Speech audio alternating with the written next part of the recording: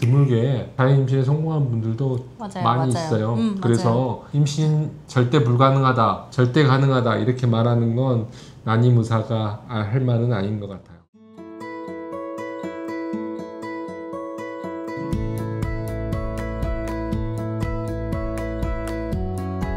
난임 전문의 이경훈입니다. 난임 전문의 이유정입니다. 오늘은 난임 검사에 의해서 진단받고 난 후에 난임 여성분들이 많이 하는 질문들 탑3를 꼽아서 답변을 해보는 시간을 가져보려고 합니다. 네, 가장 기본적이고 궁금해하시는 질문들로만 추려봤으니까요. 이번 영상도 끝까지 봐주시면 분명 도움이 되실 겁니다. 맞아요. 그럼 바로 시작해볼까요? 이번에도 끝까지 재밌게 신청해주세요.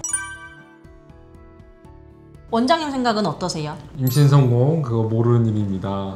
어떤 사람은 바로 임신되는 분도 있지만 어떤 분들은 아무리 좋은 배와 내막을 가지고 있어도 임신이 되지 않는 경우가 있거든요. IVF 했는데 임신이 계속 되지 않아서 좀 쉬었다 다시 진행하기도 하는데 6개월 쉬는 분 중에서 드물게 자연 임신에 성공한 분들도 많이 있어요. 그래서 맞아요. 임신 절대 불가능하다, 절대 가능하다 이렇게 말하는 건 난임 의사가 할 말은 아닌 것 같아요. 맞아요. 뭐 저희도 누구도 어느 누구도 뭐 절대 불가능하다, 뭐 시험관 하시는 분들한테 자연임신 절대 안 되니까 하지 마세요 이렇게 말하는 난임 의사는 없을 거라고 생각을 하는데요. 이게 왜 그러냐면 저희는 그런 것들을 많이 봤기 때문에 그렇게 말을 함부로 못 하는 거잖아요. 맞아요. 그리고 뭐 저번 영상에서도 말씀했죠. 난임이라는 게 굉장히 좀 애매모호하고 어떻게 보면 좀 감정적인 용어라고 저희끼리 얘기를 했던 것 같은데, 제가 생각하는 난임은 의사의 개입이 그냥 필요한 상황? 요 정도인 것 같아요. 도움이 필요한 상황. 네, 도움이 필요한 상황. 그래서 온전히 두 분이서만 하기 어려운 상황에 의사가 개입함으로써 뭐 약이 들어가고 뭐 초음파가 들어가고 뭐 이런 것들이 이제 난임을 뭐 지칭하는 거라고 생각하는데, 즉 다시 말하면 시간이 걸릴 뿐이지 둘이서 하다가 갑자기 자연임신 되는 경우도 있거든요. 맞아요. 알 수 없는 영역이에요. 임신도 그중 하나인 것 같아요. 언젠가 인간이 난임의 원인을 하나 더 발견하게 된다면 좀 더 자연 임신에 성공한 분들도 많이 있겠죠. 네, 많아질 거라고 생각합니다.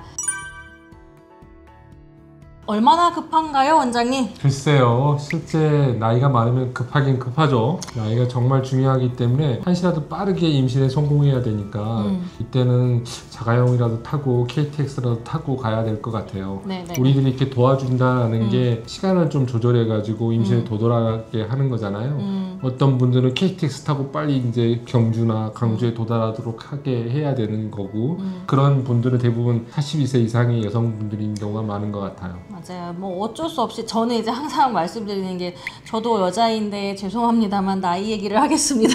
이렇게 이제 말씀을 드리고 시작하는 경우도 있어요. 무조건 나이 얘기를 하면은 좀 죄송스럽기는 한데, 그렇다고 해서 나이가 무조건 많다고 자연임신이 안 되시는 건 아니거든요. 그래서 저희는 또 좀 조심스럽게 얘기를 하는 것 같아요.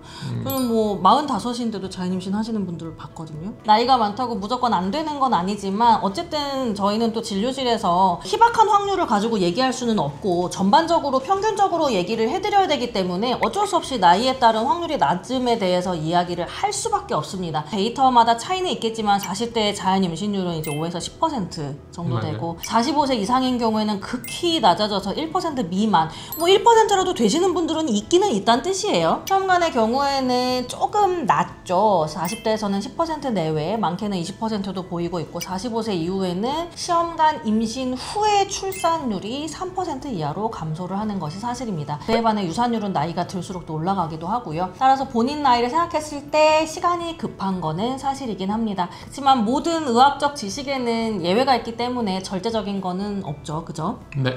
나이가 많은데도 자연 임신 혹은 고령의 시험관 임신 성공자들에 대한 사례는 뉴스에서 가끔 접하기도 하니까요. 그러니 나이가 많다고 너무 좌절하지는 않으셨으면 좋겠습니다.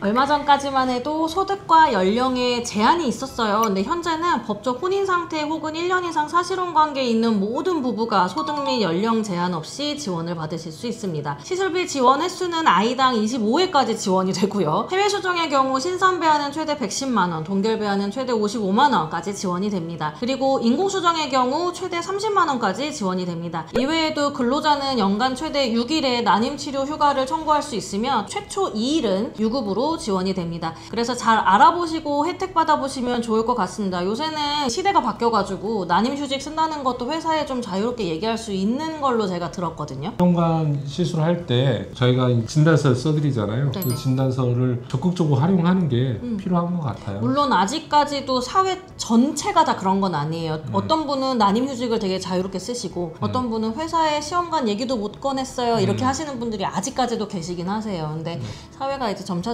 바뀌고 있는 건 사실이니까, 그리고 또 내가 또 앞장서서 먼저 써야지 내 후임에 있는 사람들이 또 쓸 수 있고 하니까요. 많이 정보 찾아보시고 해보시면 좋을 것 같습니다. 네, 그래요. 유정 원장님하고 많이 받는 질문 탑3에 대한 답을 해보는 시간을 가져보았는데 혹시나 이 중에서 해당되는 분이 계시다면 조금이라도 도움을 받았으면 좋겠네요. 네, 그리고 보험이나 비용에 대한 지원 제도도 많으니까 잘 찾아보셔서 혜택 받으셨으면 좋겠습니다. 주위에 임신을 주의하시는 분들이나 난임 진단을 받으신 분들이 계신다면 오늘 꼭 이 영상 보여주세요. 그럼 저희는 다음 영상에서 또 뵙겠습니다. 감사합니다. 안녕. 구독, 좋아요 알림 설정까지 부탁드립니다.